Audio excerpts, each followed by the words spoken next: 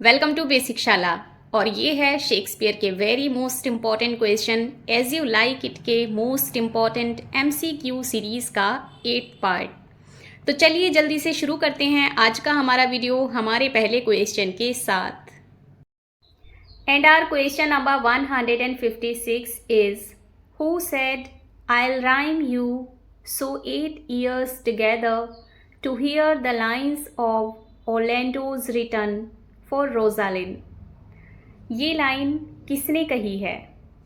Orlando की Rosalind के लिए लिखी गई पंक्तियों को सुनकर। कौन कहता है कि ऐसी कविताएं तो मैं आपके लिए लगातार 8 वर्षों तक बना सकता हूँ? एडम, सीलिया, टचस्टोन या फिर रोजालिन? और इस क्वेश्चन का करेक्ट आंसर हो जाएगा ऑप्शन नंबर सी, टचस्टोन।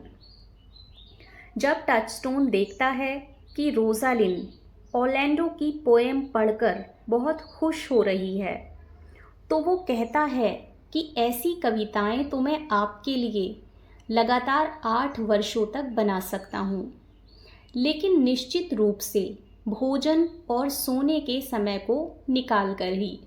यानी कि वो कहना चाहता है कि खाना और सोना उसके लिए हर किसी चीज़ से ज़्यादा इम्पोर्टेंट चीज़ हैं। यह उतना ही सरल है, वह स्वाभाविक है जितनी सड़क से होकर बाजार जा रही मक्खन बेचने वाली स्त्रियों की पंक्ति। तो ये लाइन टचस्टोन कहता है रोजालिन से। Question number 157। They that reap must chafe and burn, who said? ये लाइन किसने कही है? एडम, सीलिया, टचस्टोन या फिर रोजालिन? इस क्वेश्चन का करेक्ट आंसर है ऑप्शन नंबर सी, टचस्टोन। ये लाइंस कही हैं टचस्टोन ने। जो फसल काटते हैं उन्हें अनाज के गट्ठर भी बनाने चाहिए। Question number 158। Sweetest nut hath sourest rind, who is the speaker? ये लाइंस किसने कही हैं? एडम, रोजालिन, सीलिया या फिर Touchstone? And the answer is again option number D, Touchstone.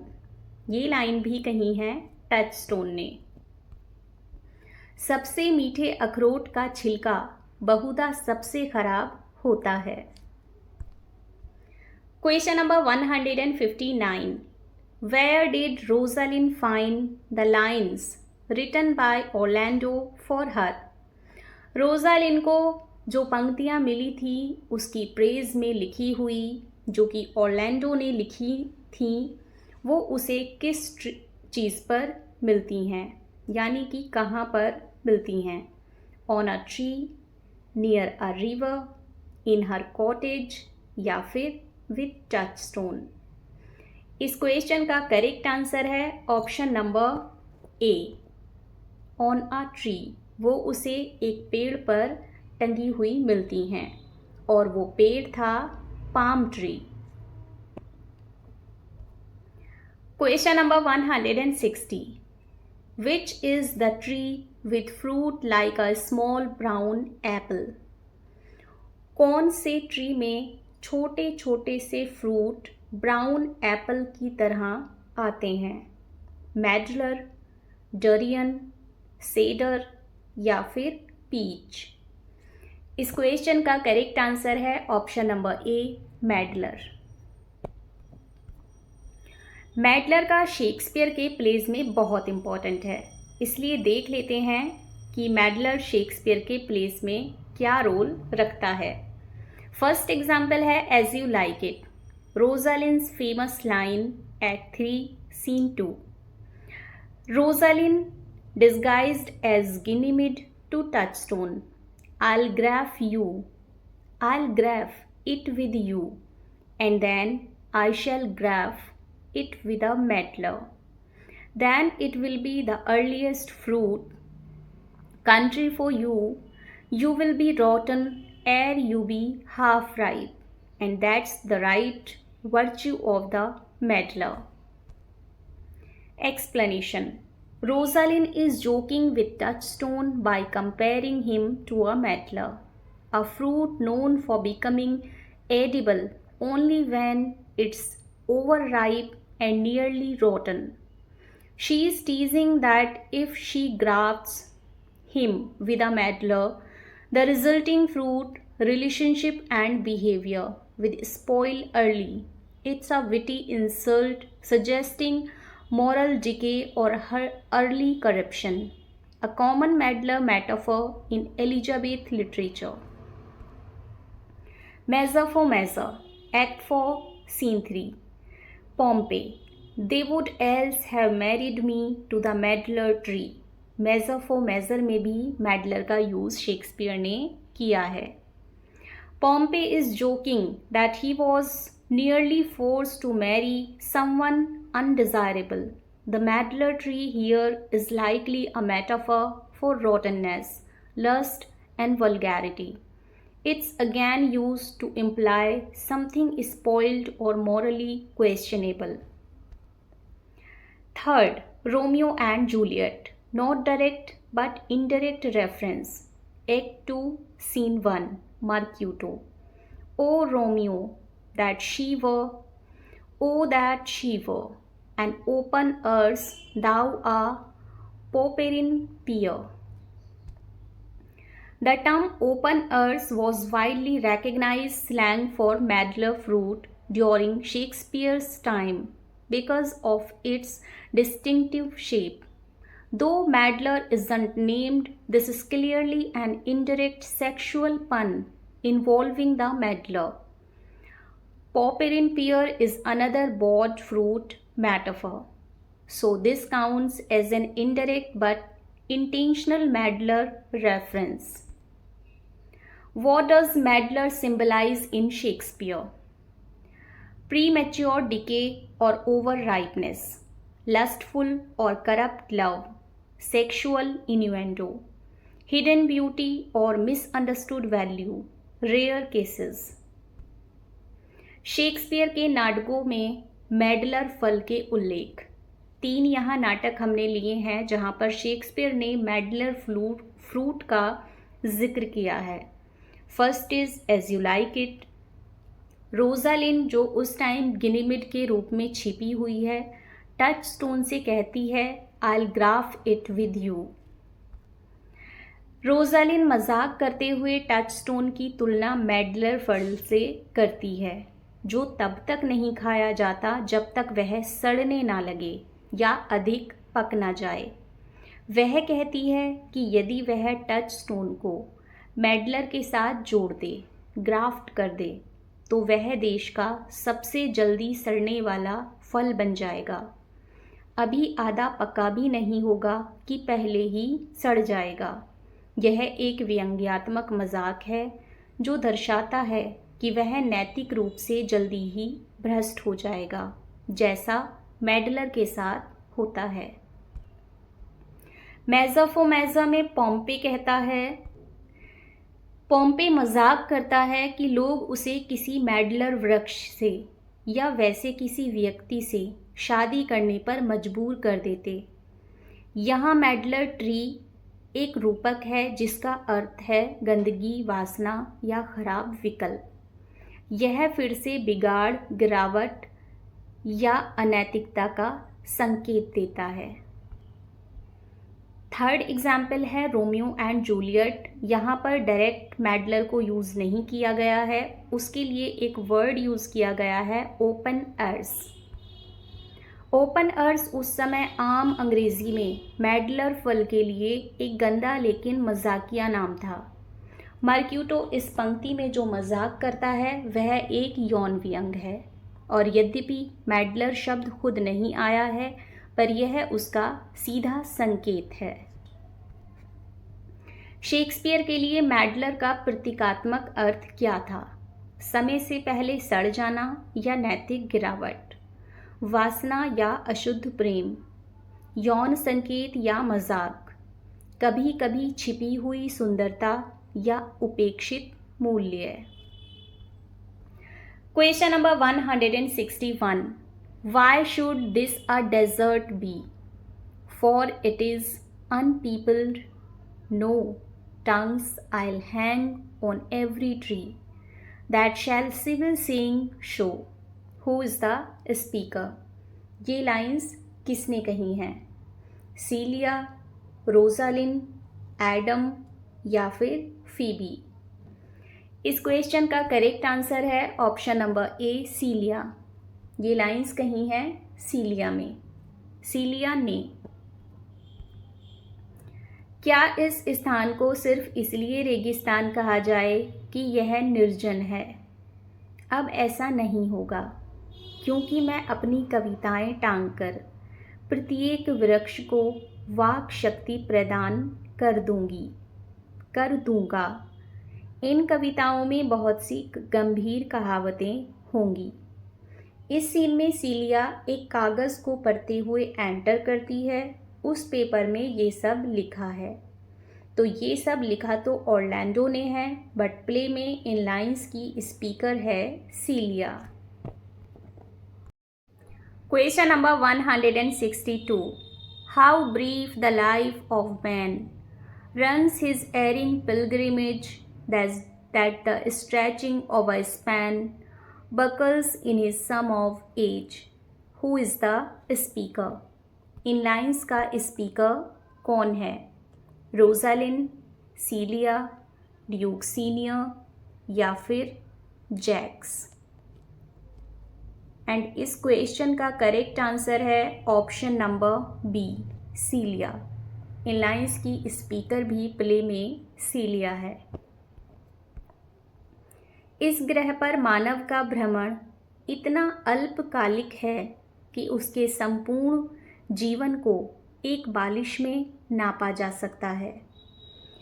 ये भी उसी पीस ऑफ पेपर पर लिखी हुई लाइंस हैं जो सीलिया को मिला है, और इन लाइंस में शेक्सपियर ने लाइफ का कितना बड़ा फैक्ट बताया है। उसने मानव के पूरे जीवन की तुलना हमारी हथेली की एक बालिश से कर दी है, और इन लाइंस में लिटरेरी डिवाइस हो जाएगी एग्जैजरेशन, कि मानव का जीवन एक बालिश में नहीं नापा जा सकता। ये जो डिस्टेंस होती है ये होती है 23 सेंटीमीटर के about between the tips of a person's thumb and the little finger when stretched out. जब हम हाथ को फैलाकर अंगूठे से हमारी जो सबसे छोटी उंगली होती है उस उंगली तक किसी चीज़ को मेज़र करते हैं, उसे बोला जाता है बालिश। Question number 163। The quaintness of every sprite heaven would in little show. Who is the speaker? ये लाइंस किसने कही हैं? रोजालिन, सीलिया, ड्यूक सीनियर या फिर Jaques? And the answer of this question is again option number B, Celia. ये lines भी सीलिया ने कही हैं। सर्वशक्तिमान ईश्वर प्रत्येक आत्मा में अपना तत्व, चाहे वह सूक्ष्म रूप में हो, प्रदर्शित करता है। ये भी सेम पीस ऑफ पेपर पर लिखी हुई लाइंस हैं जो ऑरलैंडो ने लिखा है एंड जिसे सीलिया पढ़ रही है। यहाँ पर शेक्सपियर कण कण में ईश्वर की प्रेजेंस को शो कर रहे हैं। Question number 164, and this is one of the most famous and important quotes of Shakespeare ever. Helena's cheek, but not her heart. Cleopatra's majesty. Atlanta's better part, said Lucretia's modesty. Who is referred here? यहाँ पर किसके बारे में बात की जा रही है? रोजालिन, सीलिया, हरमाइनी या फिर वोइला? इस क्वेश्चन का करेक्ट आंसर है ऑप्शन नंबर ए, रोजालिन। यहाँ पर रोजालिन के बारे में बात की जा रही है। हेलन के गाल का अर्क, परंतु उसके हृदय का नहीं। क्लियोपेट्रा की राजसी गरिमा, अटलांटा का सुंदर शारीरिक ढांचा और रोम की दुखी महिला लुक्रेटिया की नम्रता का भाग। Question number 165। Helena's cheek but not her heart, Cleopatra's majesty, Atlanta's better part, said Lucretia's modesty. Who is the speaker? In lines का स्पीकर कौन है? रोजालिन, सीलिया, ड्यूक सीनियर या फिर जैक्स? और इस क्वेश्चन का करेक्ट आंसर है option number B, Celia. जी हाँ, these are one of the most famous lines ever of any play of Shakespeare and in lines की स्पीकर भी सीलिया हैं। ये उसी पीस ऑफ पेपर पर लिखी हुई लाइन्स हैं जो ऑर्लैंडो ने लिखा है एंड सीलिया जिसे पढ़ रही है। ईश्वर ने प्रकृति को आदेश दिया कि वह संपूर्ण गुणों को एकत्र करके किसी एक व्यक्ति को पूर्ण मात्रा में प्रदान कर दे। उसने तुरंत हेलन, ट्रॉय की हेलन, जिसका सौंदर्य कहावतों में वर्णित है, एलिजाबेथ के समय के दर्शकों में हेलन सर्वाधिक परिचित थी।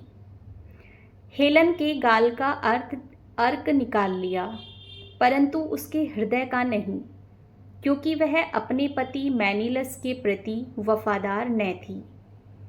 उसने क्लियोपेट्रा की राजसी गरिमा, अटलांटा का सुंदर शारीरिक ढांचा और रोम की दुखी महिला लुक्रेटिया की नम्रता का भाग ले लिया।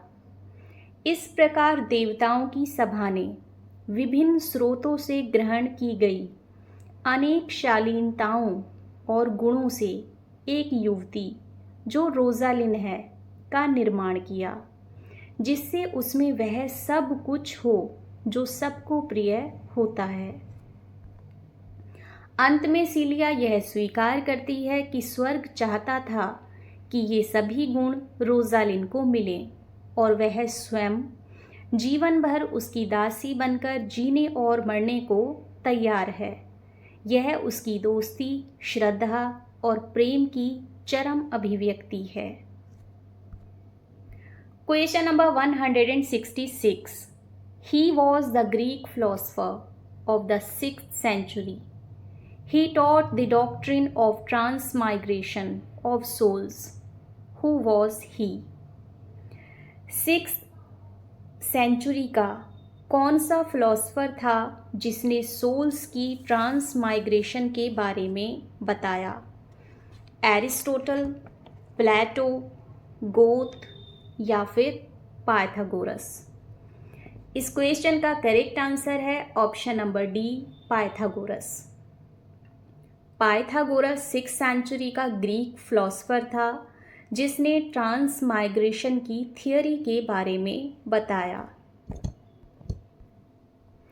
Pythagoras' transmigration of souls is the belief that soul is immortal and after death it is reborn in a new body, human or animal, based on one's actions. This cycle of rebirth continues until the soul is purified. Pythagoras का आत्मा के पुनर्जन्म का सिद्धांत यह मानता है कि आत्मा अमर होती है और मृत्यु के बाद वह अपने कर्मों के अनुसार किसी नए शरीर, मानव या पशु में पुनर्जन्म लेती है। यह चक्र तब तक चलता है जब तक आत्मा शुद्ध नहीं हो जाती। Question number 167। Who was an Irish rat in the past birth? Pythagoras की थियोरी के अकॉर्डिंग पिछले जन्म में आयरिश चूहा कौन था? रोजालिन, सीलिया, ऑर्लैंडो या फिर पाइथागोरस? इस क्वेश्चन का करेक्ट आंसर है option number A, Rosalind. Pythagoras की थियोरी के अकॉर्डिंग पिछले जन्म में रोजालिन एक आयरिश चूहा थी। In the above speech from As You Like It, Act 3rd, Scene 2nd, Rosalind humorously refers to Pythagoras when she says, I was never so berhymed since Pythagoras' time that I was an Irish rat. This allusion draws on Pythagoras' well-known belief in the transmigration of souls, the idea that souls are immortal and can be reborn in other bodies, including animals. During Shakespeare's time, this idea was often associated with folklore and superstition. Rosalind jokes that she was once in a past life during Pythagoras' era, an Irish rat who was sung or chanted to death, referring to an old superstition that Irish rat catchers could charm rats with rhymes or spells. The reference is light-hearted and witty, used to exaggerate how overwhelmed she feels by the amount of poetry written about her in the Forest of Arden. Essentially, she mocks the excessive romanticism by suggesting that the last time she was so excessively poetized was in a mythical, magical former life, blending classical philosophy with comic absurdity.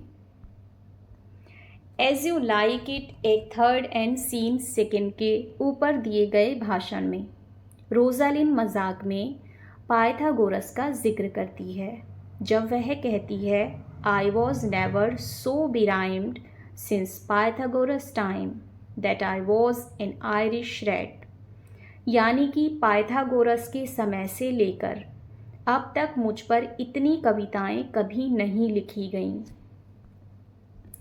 जब मैं एक Irish चूहा हुआ करती थी, यह संकेत Pythagoras के उस प्रसिद्ध सिद्धांत की ओर है जिसमें वह मानते थे कि आत्मा अमर होती है और मृत्यु के बाद वह दूसरे शरीर में प्रवेश करती है, चाहे वह मनुष्य हो या जानवर। शेक्सपियर के समय में इस विचार को अक्सर लोक कथाओं और अंधविश्वासों से जोड़ा जाता था। रोजालिन मजाक में कहती है कि शायद वह कभी अपने पूर्व जन्म में एक आयरिश चूहिया रही हो जिसे कविताओं या जादुई मंत्रों से मार दिया गया। यह उस पुराने अंधविश्वास की ओर इशारा करता है कि आयरिश लोग चूहों को गानों या मंत्रों से काबू में कर सकते थे।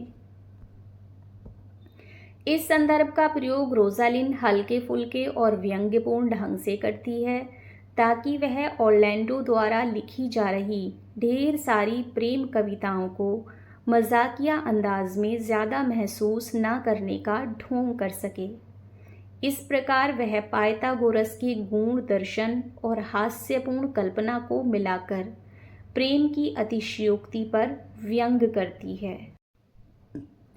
रोजालिन को जब फॉरेस्ट ऑफ अर्डन में अपनी प्रेज में लिखी हुई इतनी सारी पोएम्स मिलती हैं तो वो कहती है कि पाइथागोरस की थियोरी के अकॉर्डिंग उनके ज़माने में उस पर इतनी कविताएं कभी नहीं लिखी गईं एंड उनकी थियोरी के अकॉर्डिंग वो पिछले जन्म में एक आयरिश चूहा इसलिए थी क्योंकि एलिजाबेथ के टाइम में ये अंधविश्वास प्रचलित था कि आयरिश चूहों की अत्यधिक कविता सुनने से मृत्यु हो जाती है। Question number 168। It is a hard matter for friends to meet. Out mountains may be removed with earthquakes and so encounter. Who is the speaker? ये लाइन्स किसने कही हैं? रोजालिन, सीलिया, ड्यूक फ्रेडरिक या फिर ऑड्रे? इस question का correct answer है option number B, Celia. ये लाइंस कही हैं सीलिया ने। भूचालों की सहायता से पर्वत तक समीप आ जाते हैं परंतु मित्रों का पुनः मिलना बहुत कठिन है। Question number 169।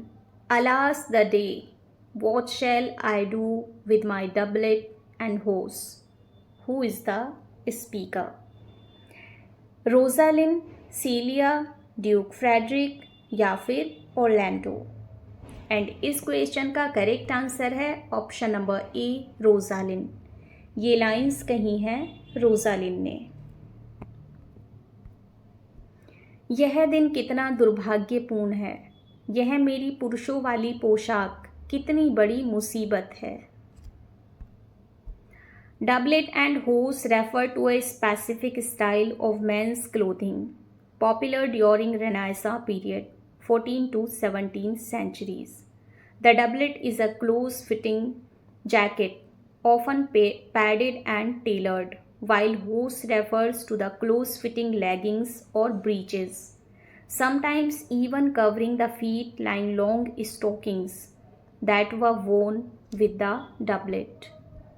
डबलेट और होज पुनर्जागरण काल 14वीं से 17वीं शताब्दी के दौरान लोकप्रिय पुरुषों के कपड़ों की एक विशिष्ट शैली को संदर्भित करता है। डबलेट एक टाइट फिटिंग जैकेट है जिसे अक्सर पैडेड और सिलवाया जाता है, जबकि होज टाइट फिटिंग लेगिंग या ब्रीचेस को संदर्भित करता है, जो कभी कभी लंबे स्टॉकिंग्स की तरह पैरों को भी ढकता है, जिसे डबलेट के साथ पहना जाता था। दिस इज डबलेट एंड होस। Question number 170। Whose name was a synonym for a great throat in Elizabethan age? Elizabethan days में ग्रेट थ्रोट का पर्यायवाची क्या था?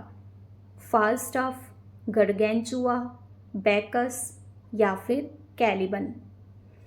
इस क्वेश्चन का करेक्ट आंसर है option number B, गरगेंचुआ। Elizabethan days में ग्रेट थ्रोट का पर्यायवाची था गरगेंचुआ।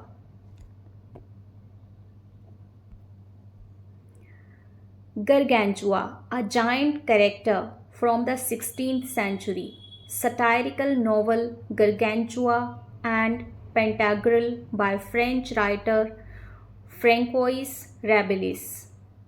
Gargantua is portrayed as a massive figure with an enormous appetite for food, drink, and knowledge. His name came to symbolize anything huge in size or appetite, and during the Elizabethan age, Gargantuan become a common term to describe someone with a great throat or excessive hunger.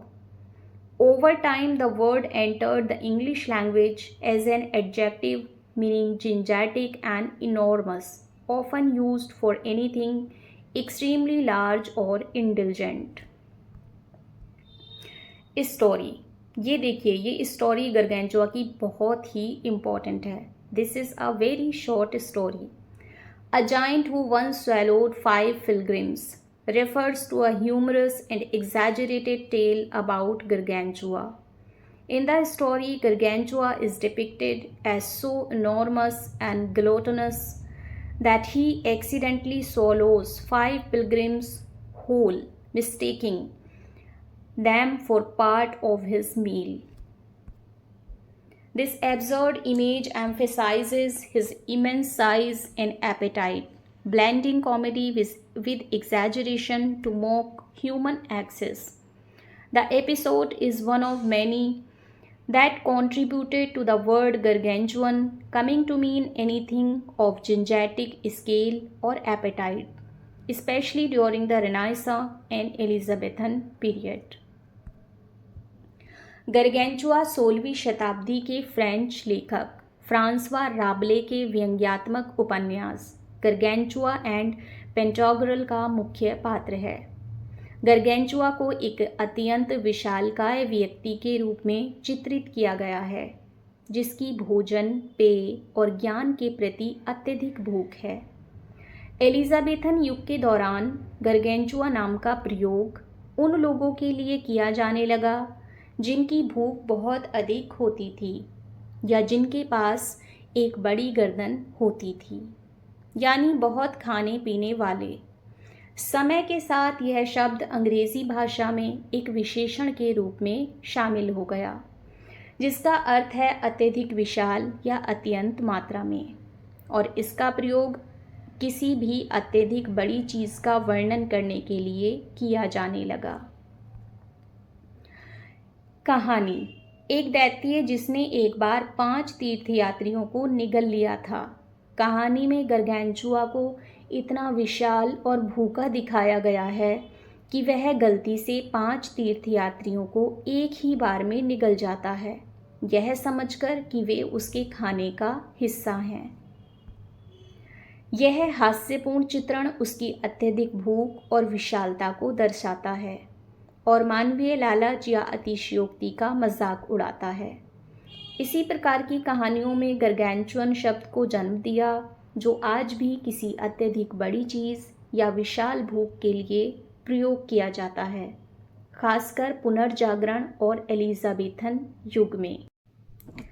जब सीलिया Rosalind को बताती है कि ये poem उसी ने लिखी है जो वो चेन पहनता है जो तुम्हारी है, यानी कि ऑरलैंडो ने, बिकॉज रोजालिन ने ऑरलैंडो को अपनी चेन दी थी, तो रोजालिन बहुत ज़्यादा एक्साइटेड हो जाती है ऑरलैंडो के बारे में जानने के लिए, बिकॉज वो ऑरलैंडो से प्यार करती है।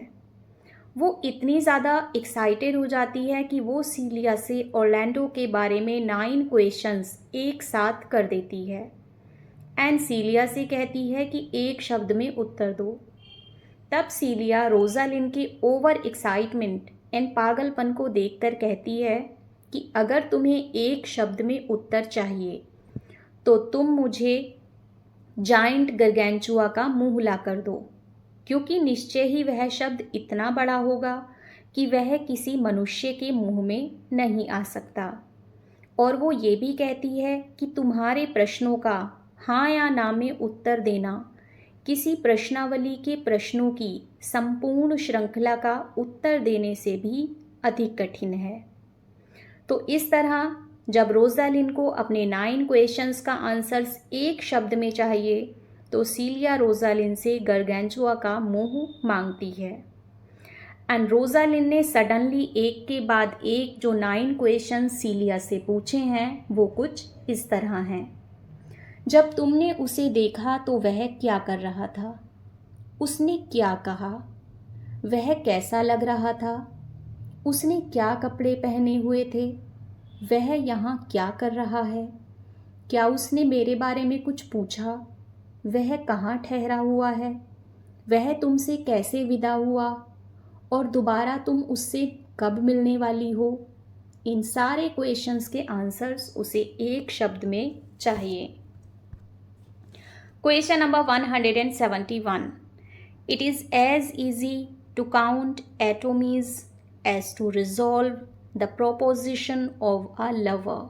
Who is the speaker? ये लाइंस किसने कही हैं? रोजालिन, सीलिया, जैक्स या फिर एडम? इस क्वेश्चन का करेक्ट आंसर है ऑप्शन नंबर बी, सीलिया। ये लाइंस कही हैं सीलिया ने। प्रेमियों के प्रश्नों का उत्तर देना उतना ही कठिन है जितना सूर्य की किरण में धूल के कणों को गिनना। Question number 172। O ominous, he comes to kill my heart. Identify the literary device in the above lines spoken by Rosalind in the play As You Like It. Quibble, chiasmus, metonymy या फिर oxymoron? इस question का correct answer है option number A, quibble. Quibble literary device यहाँ पर use हुई है। यहाँ हर्ट के 2 मीनिंग हैं, हिरन एंड दिल, यानी कि रोजालिन का हृदय। जब सीलिया रोजालिन को बताती है कि ऑरलैंडो शिकारियों के वेश में था, तो रोजालिन कहती है कि वह किसी हिरन का शिकार करने आया है या वह मेरे हृदय को घायल करने आया है, और इसीलिए यहाँ पर लिटरेरी डिवाइस हो जाएगी क्वीबल।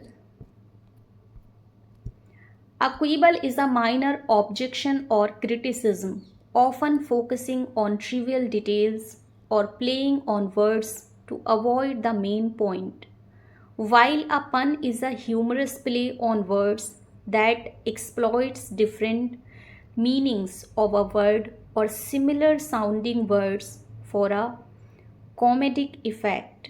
While both involve wordplay, a quibble is often used to evade or distract from a serious discussion, whereas a pun is instead to be humorous. की आपत्ति या आलोचना है जो अक्सर तुच्छ विवरणों पर ध्यान केंद्रित करती है या मुख्य बिंदु से बचने के लिए शब्दों के साथ खेलती है, जबकि एक शब्द क्रीड़ा यानी कि पन शब्दों पर एक विनोदी खेल है जो हास्य प्रभाव के लिए एक शब्द या समान ध्वनि वाले शब्दों के विभिन्न अर्थों का शोषण करता है। जबकि दोनों में शब्दों का खेल शामिल है, क्वीबल का उपयोग अक्सर गंभीर चर्चा से बचने या ध्यान भटकाने के लिए किया जाता है, जबकि एक शब्द क्रीड़ा यानी कि पन का उद्देश्य हास्यपूर्ण होता है। तो फ्रेंड्स, ये तो था शेक्सपियर के most important play as you like it के most important, unique and exam oriented MCQ series का 7th पार्ट। आई होप ये आपके एग्ज़ाम के लिए बहुत ही फ्रूटफुल होगा। वीडियो के नेक्स्ट पार्ट में हम जल्दी ही फिर आपसे मिलेंगे। तब तक अगर आपको वीडियो पसंद आई हो तो वीडियो को लाइक एंड शेयर कर दीजिए एंड चैनल को सब्सक्राइब कर लीजिएगा एंड कमेंट सेक्शन में हमें अच्छे से कमेंट भी कर दीजिएगा। आपके कमेंट्स हमारे लिए बहुत वैल्यूबल हैं। तो फ्रेंड्स, ऐसे ही more important in exam oriented contents and question answers and MCQs देखने के लिए बने रहिए हमारे साथ और देखते रहिए बेसिक शाला।